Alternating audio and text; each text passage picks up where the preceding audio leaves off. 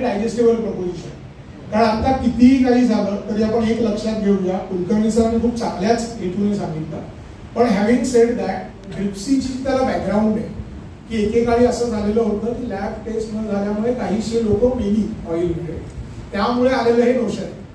मला वाटत नाही आत्ताचा जो काही सोशल मीडियाचा वगैरे काळ असतो जिकडे असेच पॉलिटिशियन्सवर वगैरे आरोप लागतात घोटाळ्यांचे याचे त्याचे काही केले नसताना, त्यावेळेला कोणीही ही रिस्क घेईल की हे कम्प्लिटली आम्ही काढून टाकतो किंवा तुम्ही काही करू नका. सो मला असं वाटतं मिड वे म्हणून आपण ह्याचा विचार प्रत्येक सिटीच्या पातळीवर करायला पाहिजे.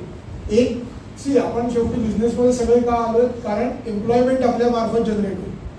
सो जर ते आपलं ऑब्जेक्टिव्ह आहे तर एक 20-22 हजार रुपयाचा BSc फूड केमिस्ट्रीवाला मुलगा मुलगी आपण 5-6 जण मिळून रिक्रूट का नाही करू शकत? मला वाटत नाही की तो खूप मोठा खर्च आहे.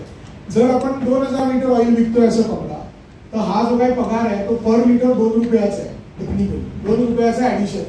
पण त्यातून व्हॅल्यू ऍड हे आहे की तो मुलगा किंवा मुलगी तुमच्याकडे येऊन तुमचा प्लांट पूर्ण इन्स्पेक्ट करेल, तो किंवा ती तुम्हाला सांगेल की RM साठी काय करा, स्टोरेज कसं करा, प्रिझर्व कसं करा, ऑइल सेटल झालं हे कसं बघा, टेस्ट करून सांगू शकेल की याच्यात काय बाबा पेरॉक्साईड व्हॅल्यू जास्ती आले का किंवा काय झालंय. एखाद्या 6 लोकांमध्ये एखाद्याकडे मोठं असेल, आता काही टेस्ट आहेत ज्या 2 दिवस चालतात फॉर एक्झाम्पल, सो त्या सगळ्या वैभव सांगेल.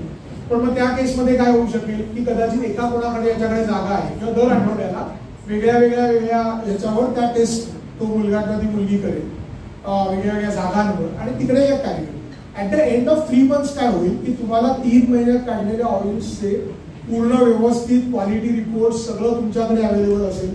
FSSAI वाला आला, कोणी इन्स्पेक्टर आयुक्त जे कोण येतात, तर त्यांच्याकडे त्यांना आन्सर करायला तुमच्याकडे एक टेक्निकल माणूस अवेलेबल असेल, जो फोनवर किंवा मीट करून अवेलेबल होऊ शकतो. सो आय थिंक याच्यातून मिळणार आहे सगळ्यात मोठं आपला बिझनेस जो आहे तो लिगलाइज होईल. कोणीही तुम्हाला येऊन कोणाची धमक राहणार नाही की येऊन तो तुम्हाला सांगतो आत्ताच्या आत्ता बंद कर 10,000 रुपये. तुम्ही सांगू शकाल हे ऑफर लेटर आहे, हा माणूस आहे, आम्ही टेस्ट करतो, हे papers. At least by 2-3,000 rupees of expense जर आपण या लेवलवर पोहोचत असू म्हटली, तर तेवढा एक्सपेन्स बिझनेसमध्ये आपल्याला करणं गरजेचं आहे. आणि आय एम शुअर तुम्हाला त्याचे रिझल्ट मिळतील. आम्हाला प्रचंड मिळाले. एक फक्त एक्झाम्पल म्हणून, कारण गेल्या वेळेच्या मीटिंगमध्ये असं बरेचदा निघालं की आपण केमिकल ऍड करत नाही, मग आपल्याला टेस्टिंगची गरज काय.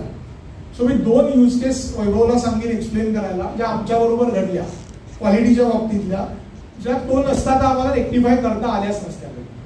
हा, सो मी त्याच्याकडे करतो आणि मग तुम्ही क्वेश्चन्स त्याला विचारा.